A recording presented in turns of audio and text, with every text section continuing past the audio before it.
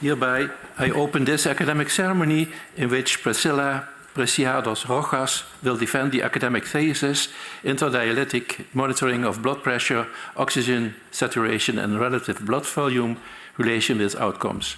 May I invite you to present a summary of your study and the conclusions of your thesis.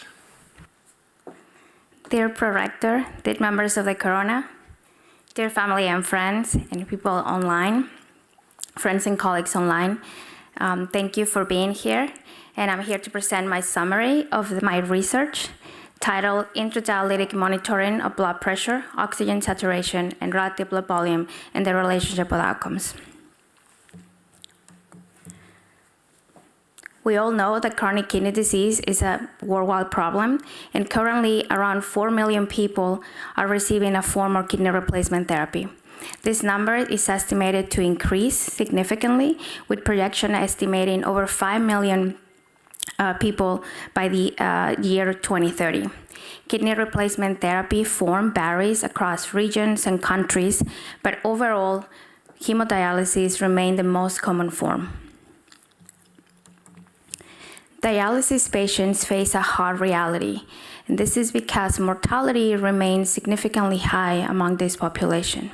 As you can see in the graph below, this is representative of the US population. The life expectancy in dialysis patients is significantly lower when we compare it to their healthy counterparts.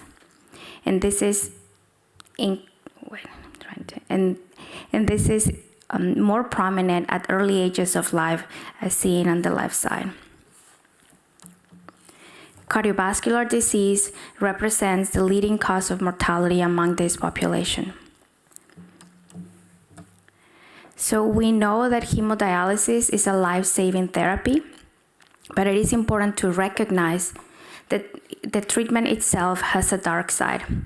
And this is because of the unphysiological nature of intermittent dialysis, where we expose our patients to an acute phase of 3 to 4 hour treatment, followed by 24 to 48 hours of non-treatment periods. There are treatment-related factors, patient-related factors that interact with each other. This could be ultrafiltration volumes and rates for the treatment-related factors, patient-related factors as age, comorbidities, and others.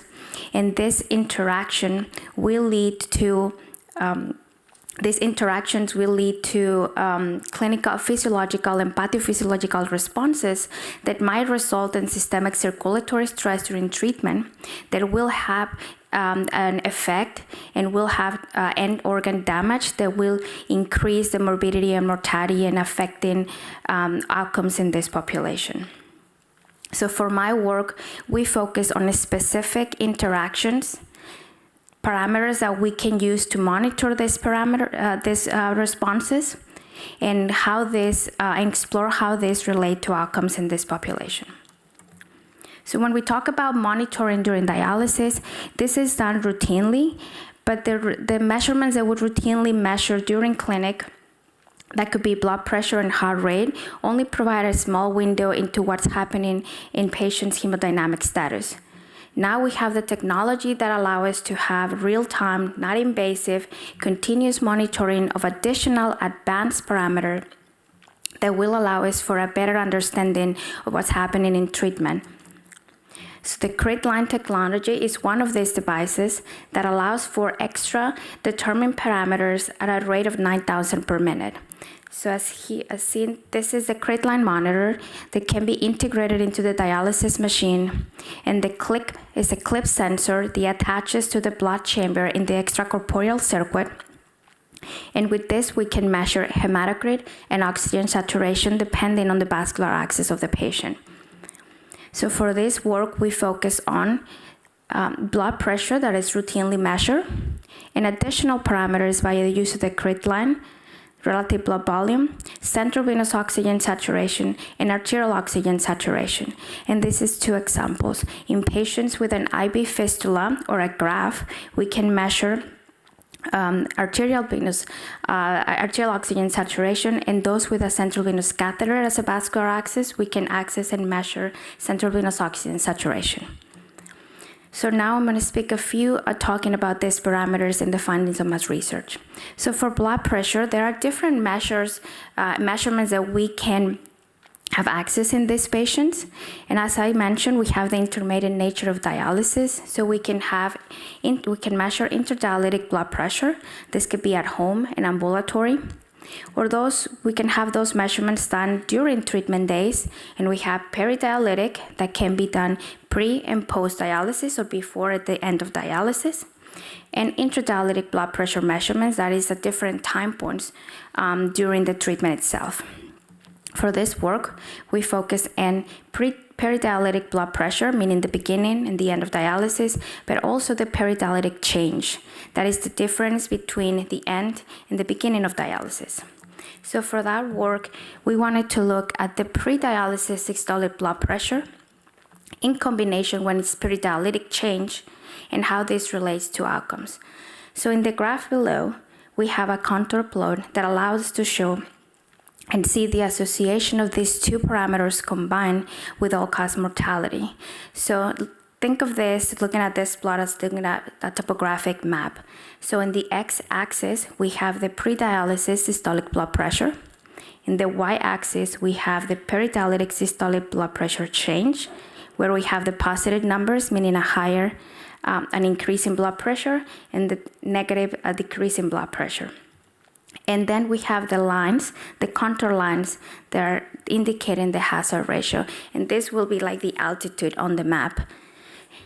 So here we have, and the colors allow us to better understanding. So we have yellow color, meaning hazard ratios below 1, so better survival. And those on the darker colors and red, that means hazard ratios greater than 1, or meaning more risk for mortality.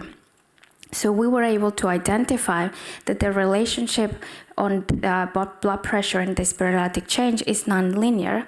And we see that patients who start dialysis with a lower pre-dialysis blood pressure and the blood pressure decreases even more, they actually have a higher risk of mortality.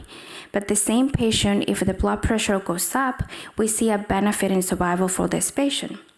In contrary, patients who start dialysis with a higher pre-SBP level, if the blood pressure goes up even further, then we see an increase in mortality. But if the blood pressure goes down in this patient, we actually see a benefit in mortality. So we were able to identify that the direction of the change is driven also by the change by the baseline of the pre-dialysis blood pressure level. So continue with relative blood volume. The relative blood volume reflects the dynamics between the distribution and redistribution of fluid from the vascular space and the interstitial space. And it is calculated as the blood volume at any time during dialysis as a percentage of the blood at the beginning of the treatment. And with the grid line measuring the hematocrit, we can calculate it, and we can calculate the relative blood volume change by this formula. And these are just examples of different patients where we see a steady decline in relative blood volume. Another patient where we have a steep decline at a specific time point during dialysis. And we also have a flat curve where the relative blood volume basically doesn't change, and this is associated with fluid overload. So for the next study, we wanted to look at all-cause mortality in relation to changes in relative blood volume during dialysis.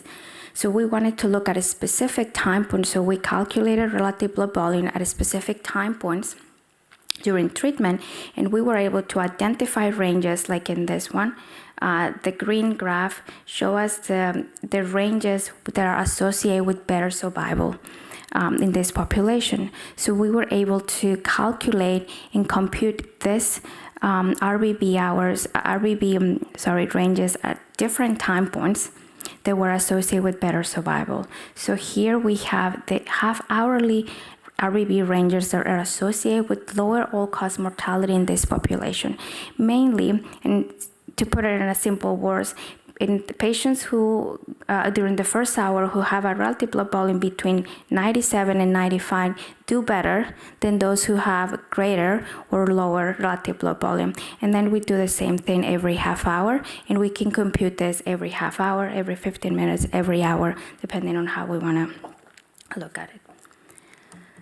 So the next parameter, central venous oxygen saturation, is a well-described hemodynamic parameter of oxygen, or the relationship of the balance between oxygen delivery and oxygen consumption in non-dialysis populations. So patients who have in dialysis who have a central venous catheter as a vascular access, we can access and measure central venous oxygen saturation. And this is an example of how it looks at with the grid line. So now we wanted to look in the next work, we wanted to look at intradialytic central venous oxygen saturations in combination with relative blood volume and how this relates with mortality. So again, looking at the contour plot, like a topographic map, we are able to identify, we divided patients in 4 groups. So here on the y-axis, in the x-axis, we have the relative blood volume change, where here is no change, and then we go from no change to greater relative blood volume change. And here we have the mean central venous oxygen saturation in the y-axis. And then again, in the lines, we have the hazard ratio for all-cause mortality. So we are able to identify the patients who have a greater mean central venous oxygen saturation, have a better chance of survival than those who have a lower mean central venous oxygen saturation. And this is, of course, better if patients who have a greater central venous oxygen saturation have a greater relative blood volume change. And lastly, arterial oxygen saturation, that we know is an essential parameter that is used for multiple diseases and respiratory diseases across the patient population, non-dialysis population. In patients who have an arteriovenous fistula or an arteriovenous graft as a vascular access, we can access and measure arterial oxygen saturation with the grid line, and this is how it's plotted. As you can see, the levels are higher because arterial has a higher arterial oxygen saturation. For our last paper, we actually did this study during the first wave of the COVID-19 pandemic. So we wanted to see the arterial oxygen saturation dynamics and the rates of hypoxemia in dialysis patients who were diagnosed with COVID-19. So what we found is that patients who had COVID-19 actually had a decrease in oxygen saturation and had higher rates of hypoxemia in the days preceding COVID-19 diagnosis and even the onset of symptoms. As we can see in the yellow bars, this is the patients who had hypoxemia, and we can see at the -3 before testing positive for COVID, we already see these patients with hypoxemia before being diagnosed. More interestingly, when we see these patients closer, we see that those patients who were hospitalized or died had a steeper decline in arterial oxygen saturation compared to those who did not. So this is clearly shown in this graph when we see the steep decline in arterial oxygen saturation the days preceding COVID-19 diagnosis and the onset of symptoms. As we see also patients who had COVID-19 but were not hospitalized had some sort of a decline, but not as steep as we see it on the patients who died or were more sick. So basically, we show that hypoxemia may present symptoms, onset and diagnosis of COVID-19, and that a steeper decline might be associated with poorer outcomes in this population. So for summary, monitoring conventional and novel clinical relevant parameters provide an insightful window into what is happening in the patient during dialysis treatment. Intradialytic blood pressure, oxygen saturation, and relative blood volume are all associated with clinical outcomes in this population. And observing these parameters jointly provide us a better understanding and a better characterization of physiological and pathophysiological signals. So what can we use this data? So we can use the monitoring of these parameters to optimize real-time ultrafiltration controllers to improve hemodynamic status during treatment. We can use oxygen saturation level monitoring that can support identification of patients with other respiratory disease that are at risk for greater complications. And combined with other information, we can develop clinical treatment algorithms and use machine learning algorithms to predict morbidity and mortality and hopefully improve outcomes in this population. So this is the end, and I hand it back to the prorector. Thank you for your clear presentation. Even as a non-nephrologist, I was able to understand your message. The opposition will be opened by Professor Van Mook, Professor of Professional Development at this university. Thank you, Prorector. Congratulations. I really enjoyed reading your thesis, and congratulations on the very nice publication that came forward from it. Congratulations to your supervisory team as well, the supervisors and the co-supervisors for supporting you in that. Obviously, we have to engage in the dialogue, ask you some questions, but before I'll do that, I would like to point out your cover. I keep on looking at it. I find it very beautiful. I'd like to hear whether you made this and how you made it in a very brief answer, and then I'll ask you a question afterwards. Hi, esteemed member of the Corona. Thank you for the congratulations. Thank you for that words. And regarding the cover, I actually did the cover with the help of my brother, who is sitting right there, who pointed me on the right direction on Canva and how to use AI to animate it. It's really nicely done. It's one of the most beautiful covers I've seen over the last year. So compliments on that. But now coming back to the reason why we're here. I started reading the thesis from the introductory section, and then you start explaining that interdialytic blood pressures, pre-hemodialysis blood pressures, post-hemodialysis blood pressures, and now intradialytic blood pressure are all predictive of mortality and outcome. And then I wondered how many patients have normal blood pressures in these different phases. Having some experience in nephrology and internal medicine myself.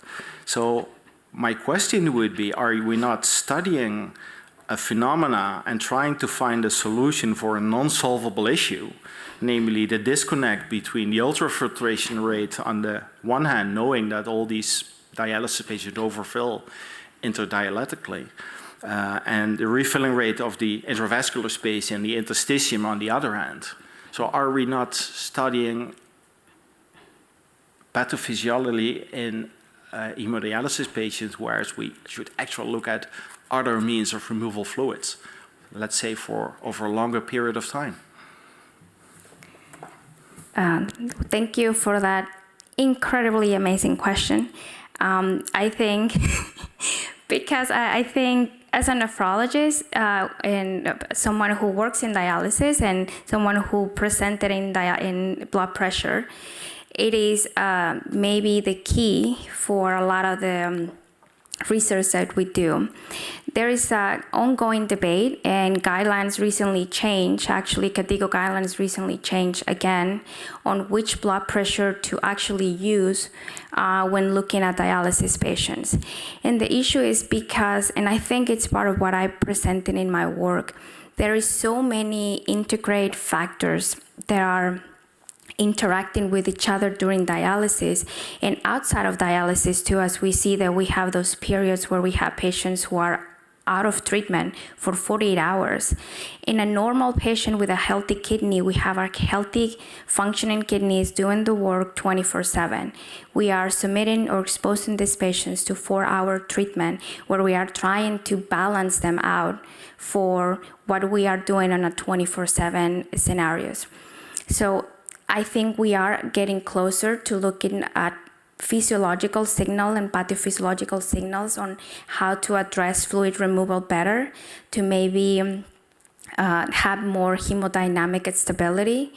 And it could be done, I think, hemodiafiltration, longer treatment periods as shown in previous studies in TASIN that we have 8-hour treatment, relies more ultrafiltration volumes with better control and stability. So I think we are moving into that direction, and I think we still need to focus on which patient will benefit for each treatment. Not everyone would benefit for the same. And I think that it's what I'm trying to understand would continue on my research to which patient would benefit with what. Right. So do you think it's achievable to have normal blood pressures for all these different phases, pre, post, intradialytically? Do you think it's feasible? Are you indeed in favor of going to nocturnal removal, longer dialysis periods, etc.? And the question associated with that latter is that feasible? Because it impacts on the quality of life of these patients enormously. So maybe hemodialysis for a 4-hour period is the best that we can do currently. What's your opinion on that? I think personally, I will move away from normalizing blood pressure because it seems there is no normal blood pressure in this population, or in the way I just mentioned, we measure different ways.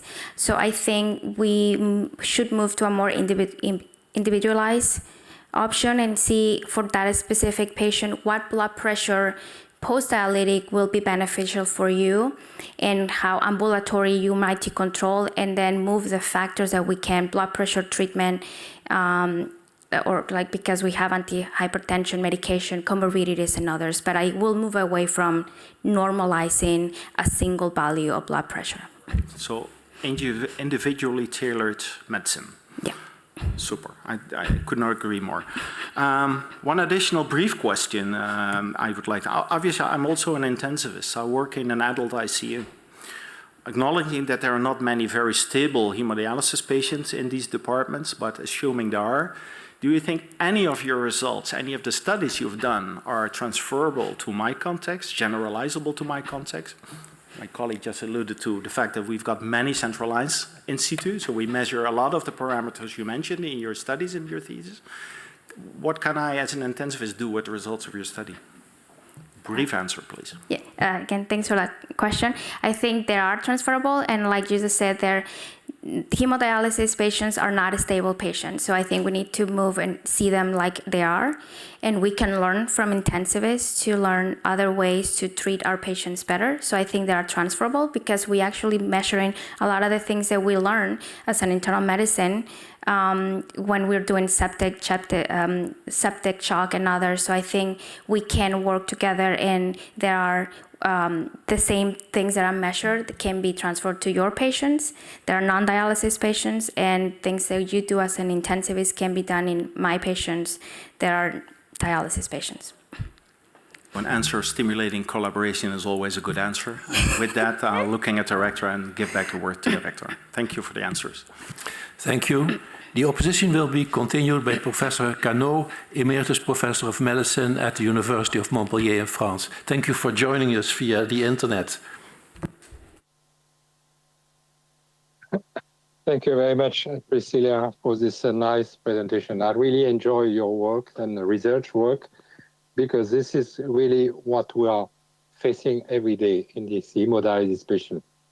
Just to answer part of the comments that were made before starting the question, I think this is reflecting what is the intermittent treatment of hemodialysis patient. Because if you don't think about treatment time, and if you don't think about reducing frequency of treatment, you will never achieve more physiologic treatment. So this is part of the limitation of this intermittent way of developing, I would say, 3 times 4 hours dialysis in dialysis patient. So my point is, of course, part of the limitation. I really enjoy this dialysis systemic induced stress, because this is clearly what's reflecting in your work. So my question is, of course, focusing on one element, which is a very basic. And as you mentioned about the blood pressure, the volume change, the relativity of hypoxemia, everything is focusing on fluid status of the patient. And of course, there is clearly an imbalance. And as we know from dialysis patients, they are in a sort of tide phenomenon, moving up during the interdialytic and down during the intradialytic period. So the point is to know what is the way of assessing fluid status of the patient. As a clinician, we are targeting what we call dry weight, probing the patient with his dry weight. But clearly, this is not the way to go with a new comorbid elderly patient. So my question to you would be how you anticipate, or what will be the future of fluid management in the dialysis patient? Do you anticipate to have some instrumental guidance, such I would say bioimpedance or multi-frequency bioimpedance, or maybe lung ultrasound, or maybe cardiac biomarkers. So I would be interested to know what is your opinion, because in your work, unfortunately, there is no references to such way of assessing the fluid status of the patient, and that makes a difficulty to understand what we can do in terms of, I would say, treatment targeting, in terms of fluid management, pressure management, and so on. So what would be your perspective in this way to features the new way of treating patients? Esteemed opponent, thank you for your question. Allow me to just repeat to see if I understood correctly, that you're asking me, based on my work, what would I change for, or what would I use my work to improve, and what other, what other devices or what other measurements I can use to improve? Because I kind of didn't hear you that well. I'm sorry.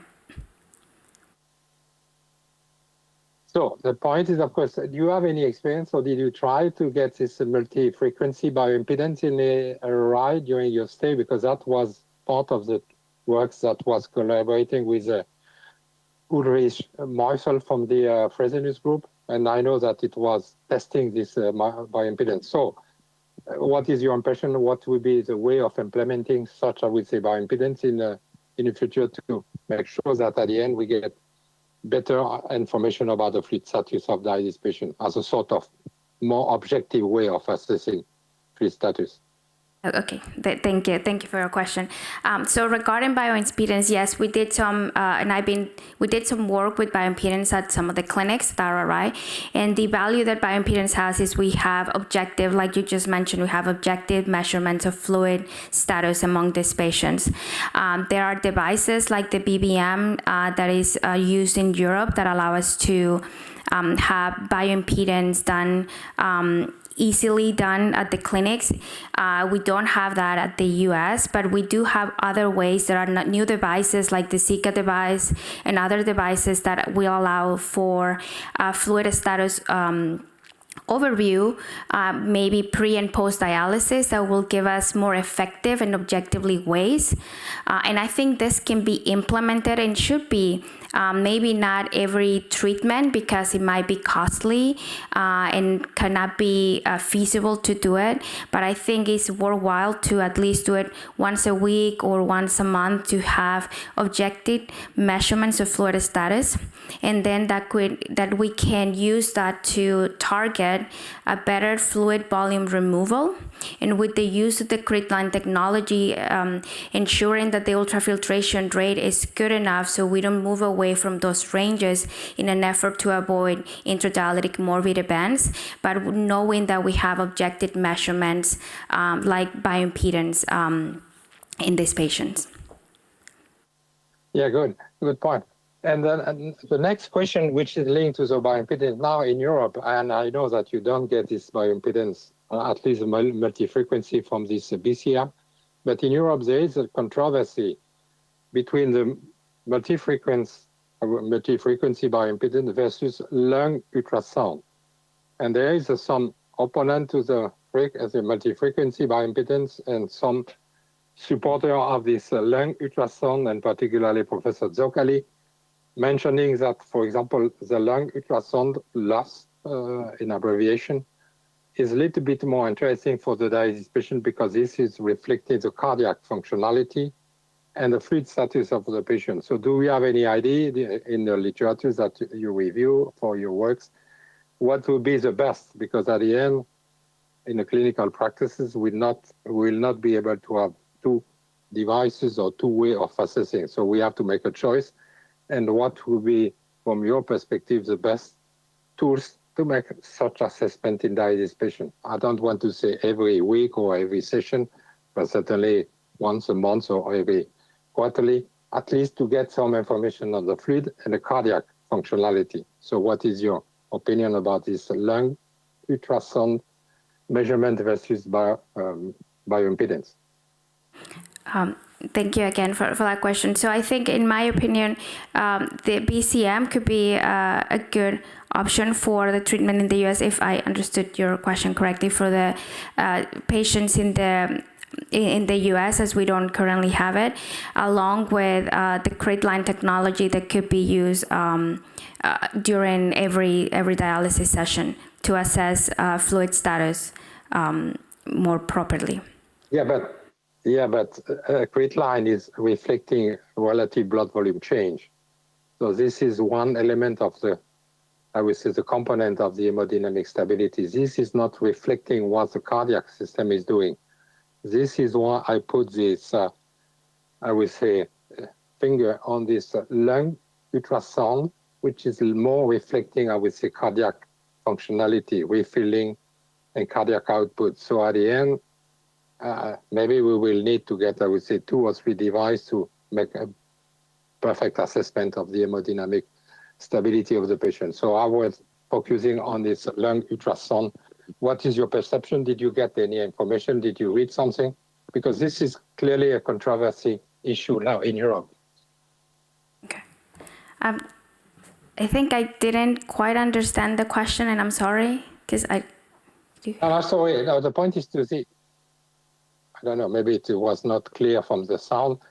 The idea is to compare this lung ultrasound, making the measurement about these comets that we can count in the lung versus what you can measure in the term of multi-frequency for the fluid status of the patient. What is the differences in terms of information for the patient?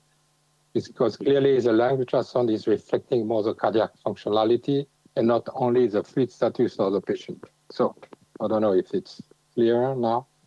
Okay, I think if I understand correctly, you are asking about how to properly measure the cardiac functionality, because when we are doing is, we're only doing relative blood volume that is not really giving us the hemodynamic status of what's happening with the cardiac or the heart. So yes, there are other measures that we can do.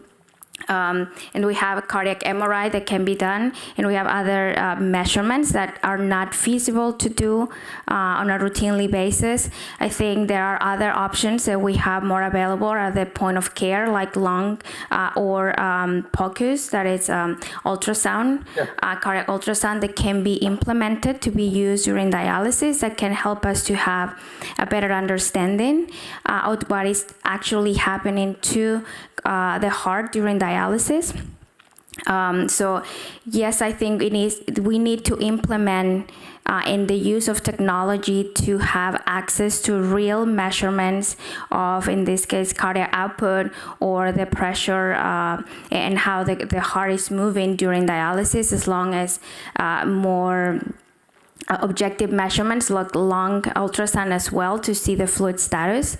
And I think they can be used, and they should be used, because as you mentioned and point out, relative blood volume only give us not an objective way, and it's only giving us an idea of the vascular and the intravascular space. So I think they should be implemented in dialysis clinics, Yes, and if I can ask the last point, I have time. It's it was not really mentioned in the thesis. What was the diazide sodium concentration? Because this is also very critical in any, I would say, hemodialysis, and particularly with short hemodialysis for the fluid status of the patient and the sodium and fluid, I would say, homeostasis of the patient. I did not find diazide sodium in your thesis. What was the mean level of this diazide sodium? Is it 140, 138, 135? I don't know. What was the mean value? Maybe a short answer, because we have 4 more opponents to go. I think overall it was around 138 sodium. Okay, good. Thank you. Okay, thank you. The opposition will be continued by Dr. Franse, Associate Professor of Internal Medicine and Nephrology at the University Medical Center in Groningen. Thank you for coming all the way to Maastricht. Thank you, Mr. Pro-Rector. Dear candidate, before I start with my questions, I want to congratulate you and your supervisors from New York and Maastricht. My first question is on chapter 3, the all-cause mortality in relation to changes in relative blood volume. And I'm very happy with this publication. And yesterday, when I did my round at the dialysis unit and visited 2 patients who had a similar drop in relative blood volume of minus 12%. So they ended up with 88% after 3 hours of hemodialysis. And for both patients, the dialysis nurse asked me, should I raise the dry weight because she was afraid for hypertension or complications because of this relatively high fall in relative blood volume. But the other evening, I had just read your article and I could answer no. These patients are actually very lucky that they are in the optimal relative blood volume trajectory. And I think this was a good advice for the first patient. It was a young male, well-nourished, despite gaining 4 liters of fluid between hemodialysis sessions. He tolerated the 4-hour hemodialysis sessions very well and no problems. So he perfectly fits, I think, the 1/3 of patients that you describe in your study of the favorable course. But I'm not so sure with the other patient. That was a 70-year-old lady with diabetes and heart failure and who had frequently symptomatic hypertension.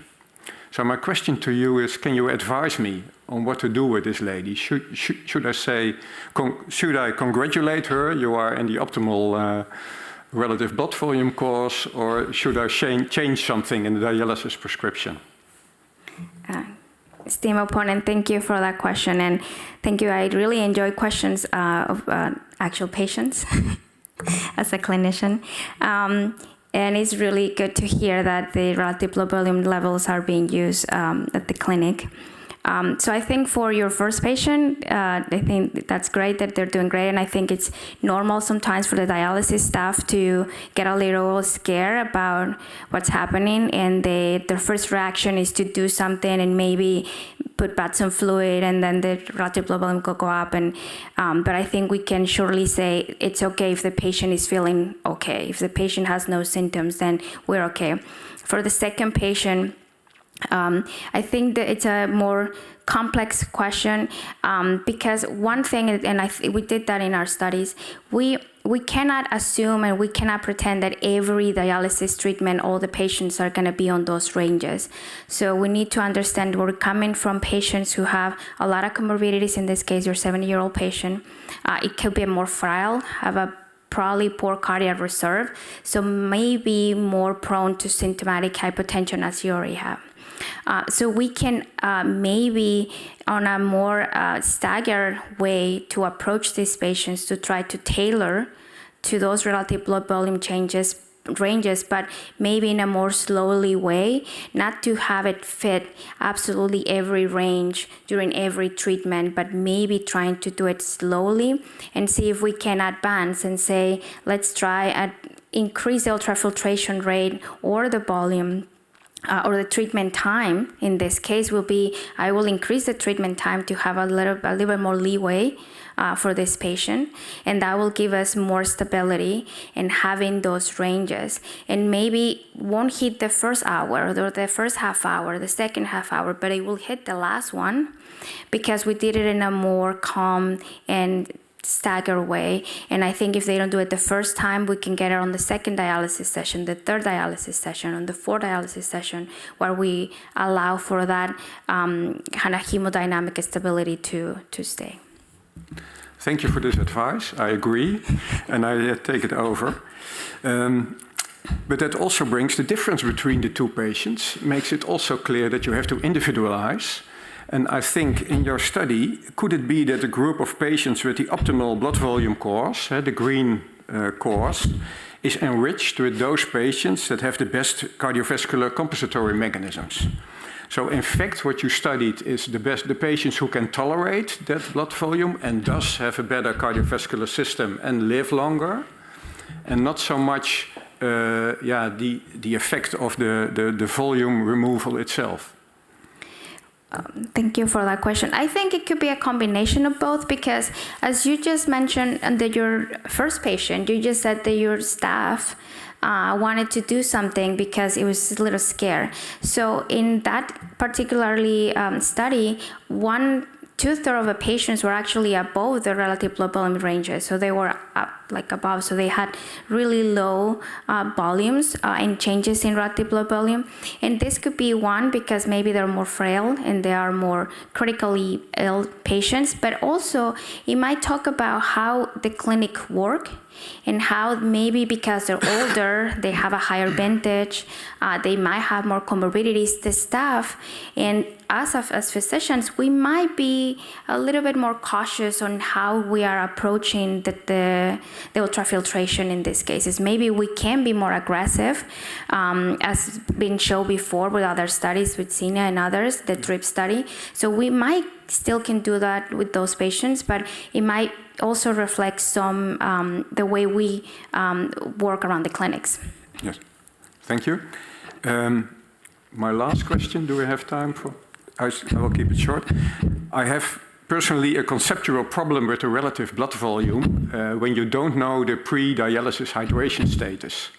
If you have a minus 12% relative blood volume drop, but you start overhydrated, you end up with a completely other absolute blood volume than when you are close to dry weight.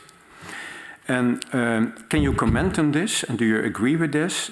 And do you have ideas to address this limitation of the relative blood volume measurements for future studies? And that may not be an easy answer for 1 minute, so maybe... I'll try as best as I can. So as I said, it's relative blood volume. So we're doing from the baseline, everyone starts with 100. And I think what it will change based on the fluid status is of course, the refilling rate will be different.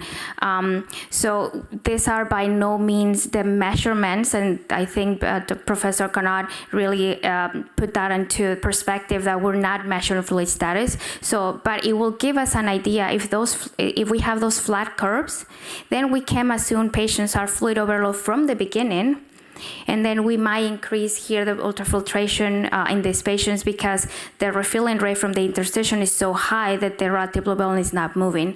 So yes, they're not objective measurements, and they will be different based on the pre-dialysis fluid status. Yes, thank you for your answer, and our... Thank you. Okay, thank you. The opposition will be continued by Professor Franse, Professor of Personalized Management of COPD at this university. Thank you very much, dear Pro-Rector. Dear candidate, first of all, I'd like to also talk about my appreciation for your work and also involve your team in my congratulations.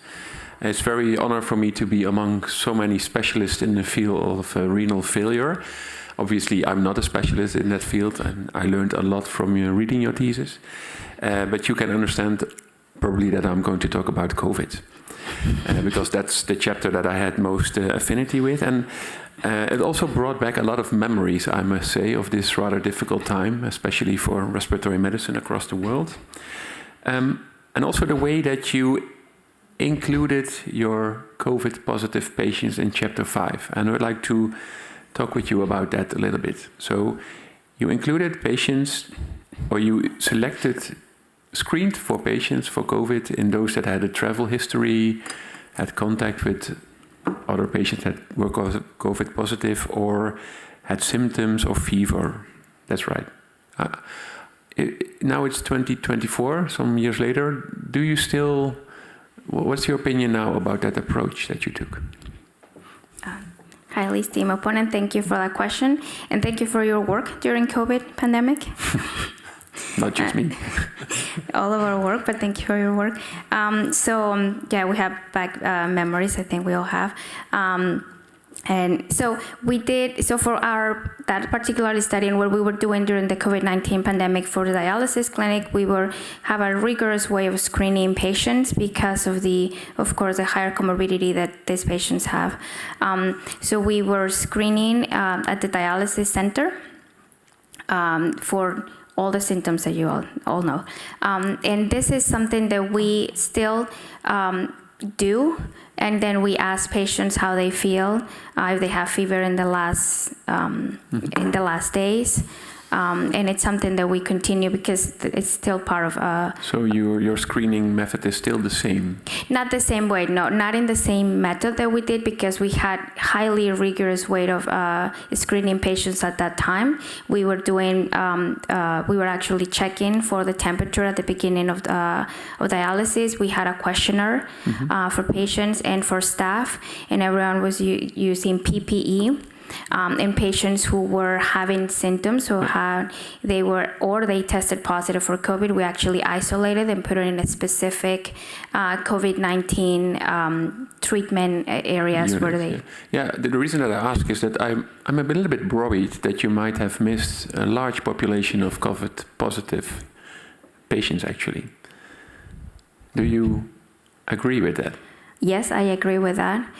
Yes, I agree. And I think not only in dialysis, but yes, I think we all miss. And this is also because dialysis patients, sometimes they didn't say they had symptoms, or their symptoms were mild. So only when they had fever, or only when they told us that they had symptoms, so they mentioned they had symptoms, then we send them for testing. But for example, you had a large population of non-COVID dialysis patients as well. And I can only assume that there must have been patients in that population, although they do not go through the trajectory of screening, that you might have seen a drop in saturation as a signal, for example, of COVID-19, which was not detected with the screening. Did you find that there were, let's say, patients that you analyzed as non-COVID that still turned out to have COVID? Oh, okay. So you're asking if we did the same thing, measurements, and we detect the drop in oxygen saturation in non-COVID patients. We have seen intradialytic hypoxemia in non-COVID patients during dialysis as well, reported usually in the beginning, in the first half hours of treatment. So we did see patients who have that drop on oxygen saturation who have not COVID, that might not be related to COVID-19, that might relate it to treatment itself. Okay, because there probably are patients that desaturate and turn out to have a virus, right? Yeah. Yes. Then I'd like to go to proposition number 6. Maybe one of your, how do you say this? Paranyms can read it. Number 6. Which one? Number 6. Come to the microphone, yes. You can Okay. Number 6, intradialytic measurement of arterial oxygen saturation allow for early detection of patients with COVID-19 infection, and thus reduce the spread of infection within dialysis clinics. This measurement also holds promise for detection of high-risk patients with other respiratory diseases. Chapter 5. Thank you. Well, I tend to disagree. Do you know why? No, but I will love to hear why. No, that's my question. You say that in this approach you are able to reduce the spread of infection, but where do you show that? You're entirely right about that. Yeah, but I think it is because if we were able to. Now with this study, we know that we can early identify this patient. So if we are doing it this prospectively and we see patients who might not have a COVID-19 diagnosis yet, or they're not showing symptoms yet, but we see this drop in oxygen saturation, that might be patients that could be potentially having COVID. So we can isolate these patients, we can test them early, isolate them, and that might reduce the spread of COVID-19. So you're more careful now. Okay. Yes. I have more questions, but for the sake of time, I give the word back to the prorector. Thank you. Your position will be continued by Dr. Gillens, internist, nephrologist at the Maastricht University Medical Center. Thank you, Prorector. Dear candidate, I'd like to compliment you for your well-done research, also for your promoters and co-promoter. I have also a question about Chapter 5. And in your study, you said that before gaining symptoms and diagnosis of COVID-19, before you saw saturation decreasing.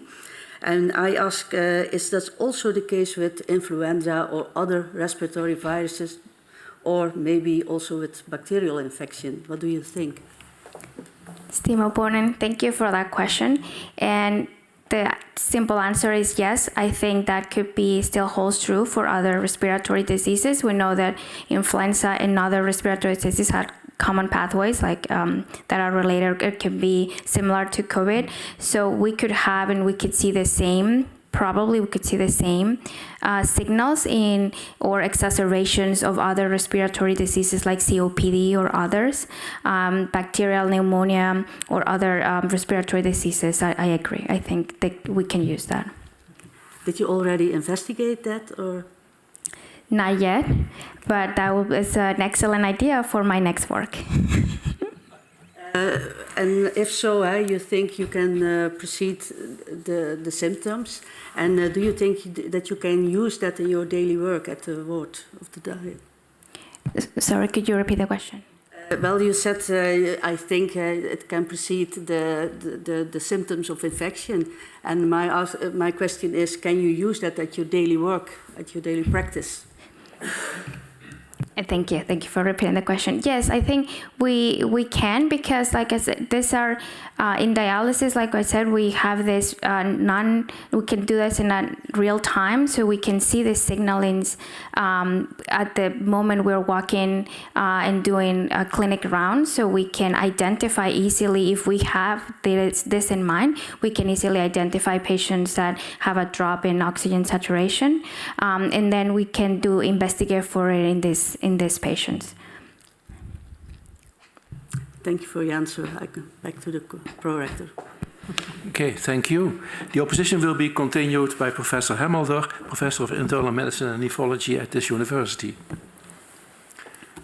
Although there's short time for an extensive discussion, I would like to congratulate you with your completion of your dissertation. And I think it's a result of successfully scientific collaboration between the Renal Research Institute and Maastricht University, of which I am very proud as head of the nephrology department in Maastricht, and which is why I would also to include your supervisors in these congratulations.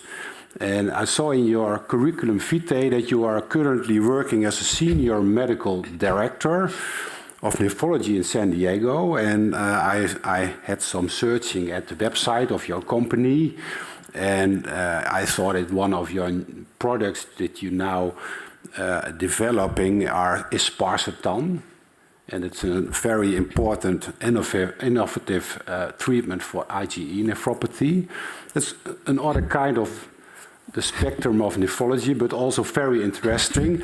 And one of the other things I saw was the motto of your company, that is giving patients a chance, providing hope is what drives us. And that's very important, I think, also for the hemodialysis population, because this is what you said, a vulnerable population. We have to look for new treatment options to improve their well-being, their quality of life, decrease their burden of disease, and hopefully also improve their survival. And that's my question. My first question is about chapter 2, 3, and 4, because you chose in those chapters that all-cause mortality is the primary endpoint. And did you also consider other endpoints for your analysis? Highly esteemed opponent, thank you for those words. And thank you for that question. And yes, I deviate a little bit from hemo, but I'm still in nephrology by looking at IgA and FSGS, that I also think they're really fantastic. So we didn't, for those chapter 2, 3, and 4, we didn't look at other outcomes. But I think, and I appreciate your question, because I think more and more, it is important to recognize that what it is important for us as physicians or clinicians is not what is important for patients. And if we ask patients what do they want to hear, if they want to live longer, if they want to live better, they will probably answer they want to live better. So I think that could be a change on the directives of how we conduct research to include patients' voice, because they want quality of life. They don't want to live 10 years longer. They want to live with a better quality of life. And I think it is important to include PROs and other quality of life measurements into this research to also hold true for what it is important for patients. Thank you for your answer. I fully agree with you, because also in the Netherlands there's a lot of interest for other outcomes for patients from the patient perspective, and I think it's increasing importantly to consider those endpoints also in this kind of analysis. But you have to collect the data first, and you don't have data on quality outcomes in your big data set, because you have an impressive data set, but do you also collect PROs in the United States in the dialysis centers? For the RRI, we actually have a really big data set of quality of life and also other measurements like steps and daily activity that is being currently done by another PhD candidate that is sitting next to me. And so there are a lot of research centers that are looking at PROs. The difficulty that comes with that is the validation. And I think that's what is always holding back. But the only way to validate is to actually publish and have that data out. Yeah, I'm happy to hear that you are also interested in those outcomes and they are subject of research.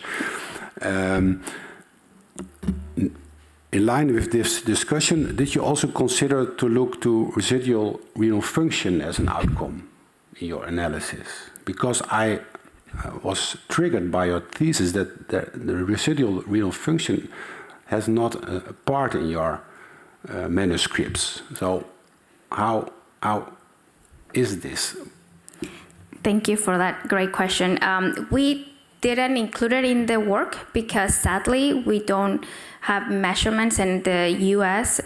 They don't really measure kidney residual function, and we do know that has an impact on how we'll respond to dialysis, and will have an impact on mortality, morbidity, and others, and how also respond to relative blood volume, the curves and everything.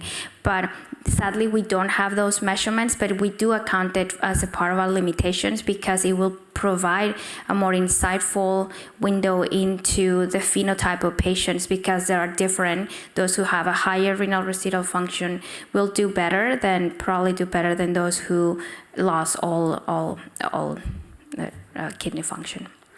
And mostly patients with residual renal function also have a lower ultrafiltrate volume, so there's an indirect way to correct for it. Did you also look for that connection for the ultrafiltrate volume you had? What was the result of your dialysis treatment? We didn't look for that. No, maybe that would be very interesting to do again, because I think that's giving our more insight in the mechanism of finding the right balance of the filling status of the patient on one side, and on the other side preserving the residual renal function, because we know that it's a very important marker for survival in those patients. So and we are trained, all our trainees are learned that we have to preserve the residual renal function also in hemodialysis. So I think that's a very important issue. Yeah, and I think to add to that, I think if we are able to have a more stable or hemodynamic stable treatment, that will result, that have less tissue damage, that will result in more preservation of kidney residual function, although we're not measuring it. Yeah. We know by physiology that we will save more kidney function if we have more stable treatment, and that is what we're trying to achieve, because it might reflect on that, because we will have less organ damage to the kidneys itself. Yeah, of course, and not only the kidney but also the other organs. Other organs, of course. You mentioned it. Another point which I find very interesting from the grid line monitoring you do is the mixed venous saturation you measure. And you did in chapter 4 an analysis of the relation between the saturation mixture and outcome, but you used the median venous saturation during the study. would it be interesting to look also to changes of the venous saturation as a measure of cardiac function? And did you consider that in your analysis? Because I think there happens a lot with the cardiac function during hemodialysis. So maybe this will be another measure to get a better personal strategy for your ultrafiltration in the patients. Okay. Can you comment on that? Thank you for that question. We use central venous oxygen saturation, not medicine. We use the population median to look, and in that particularly chapter 4, sorry.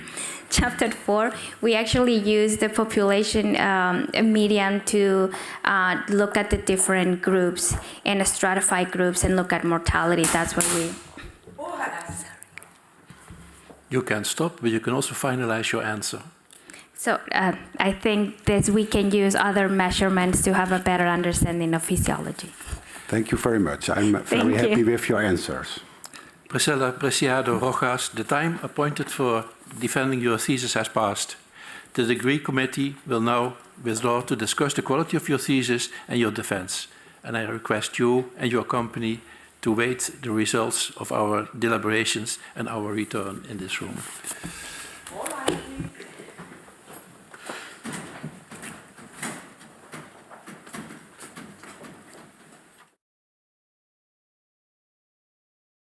The PhD defense has now ended. The degree committee will debate the candidate's performance behind closed doors. This process usually takes about 10 minutes.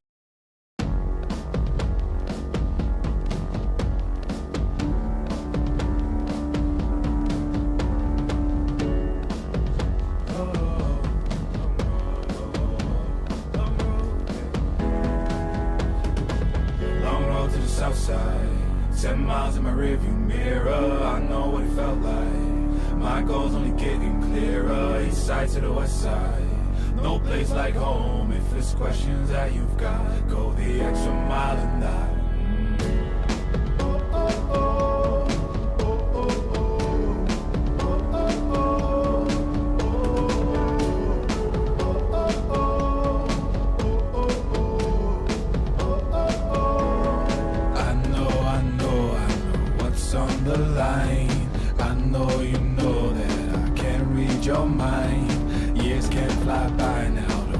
All your time, 'cause I'll go the extra mile. Long road to the south side, 10 miles in my rearview mirror. I know what it felt like.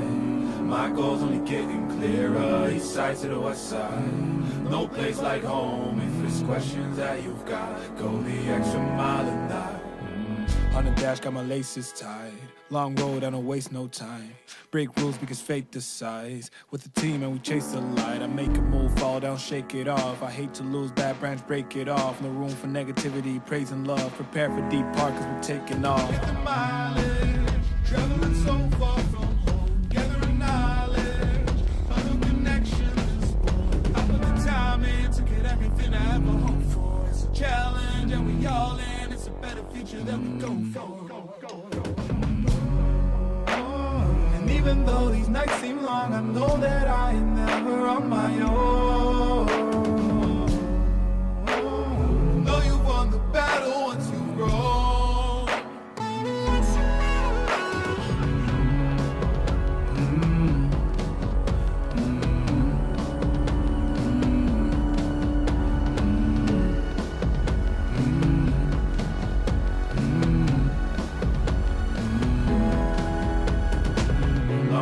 Southside, 10 miles in my rearview mirror. I know what it felt like. My goal's only getting clearer. East side to the west side. No place like home. If it's questions that you've got, go the extra mile and die. Long road to the south side, 10 miles in my rearview mirror. I know what it felt like. My goal's only getting clearer. East side to the west side. No place like home. If it's questions that you've got, go the extra mile and die.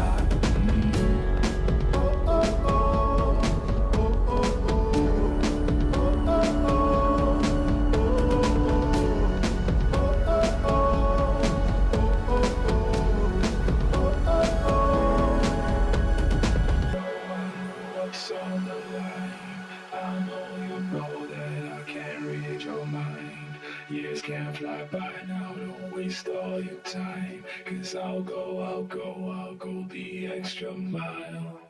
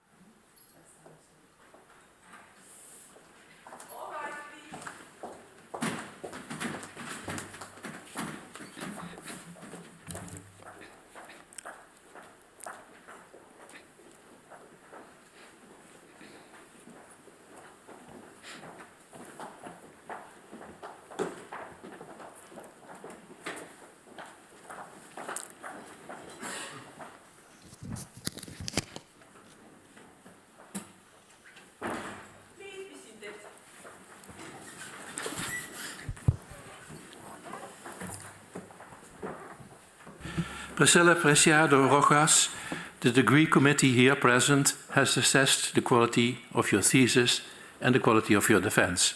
In view of its positive verdict and taking into account your previous qualifications, the committee has decided to grant you the degree of doctor. Professor Koman is authorized to confer upon you this academic distinction in accordance with Dutch university custom. I invite your supervisor to now take the floor.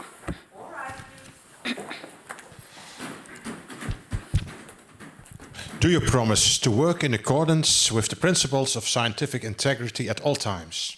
To be careful and honest, transparent, independent and responsible? I promise.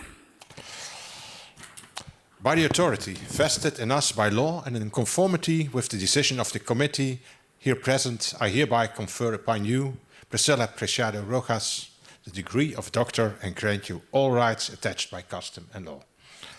As evidence of this, I now present you with the degree certificate signed by the rector, the secretary and the other members of the committee and affixed with the official seal of the university.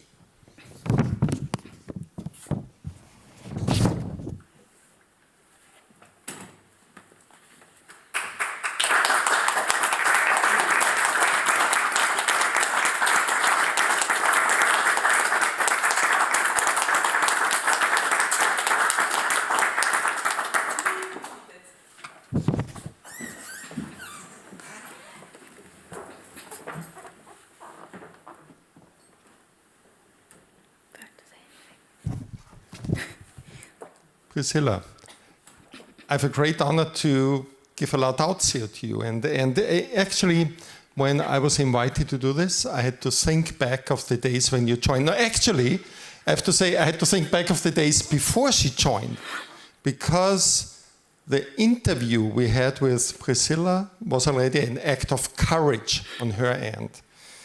And the reason why it was an act of courage was the following.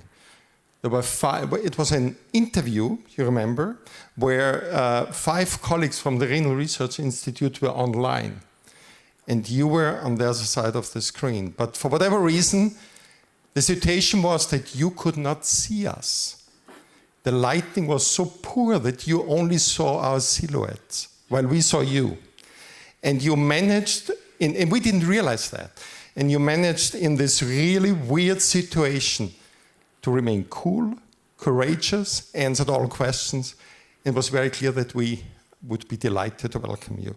So this was in 2018, and it was this kind of courage, actually, that also became a trademark of you when you stepped into conversations, into conference, when you talked to colleagues, when you spoke with patients. But there was also something else. There was this incredible warmth that you radiated that was so very well mixed also with this sort of Mexican, if I may say so, Latin American power.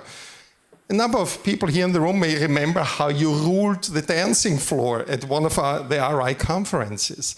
And so it was really just a wonderful experience to work with you, such a well-rounded colleague. When you came, you had no real research experience, right? And now you have grown to a fantastic researchers who just, some of you may have seen this, recently published a paper in The Lancet, and just a few weeks ago. And it's quite remarkable to see how you have grown throughout all these years. So I think courage, passion for the work you're doing, love for patients, and also I think an outstanding degree of collegiality, of interacting with your peers, the respect you bring to peers and the respect the peers return to you. This is also something that quite stood out. So I have to say, I'm really proud because, and we often spoke about this, it's one of the greatest pleasures, I think, to see how colleagues grow. And you have grown tremendously. And you will go from strength to strength. I have no doubt about that. And it will be just a great pleasure to watch this. So on that note, I really congratulate you. And I have to say it was a tremendous pleasure, both for me personally, but also for Jeroen and Frank and many other colleagues to work with you through all this year. And this PhD degree is so very much deserved, and you can be so proud of it. So really, all the best.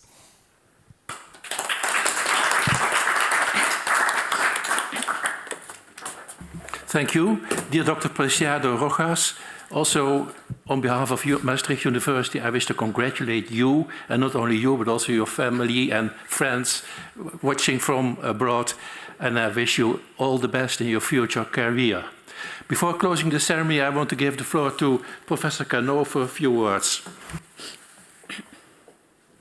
Thank you very much for giving me this opportunity. But before, I just want to congratulate Priscila Preciado Rojas for this fantastic, I would say, research that you lead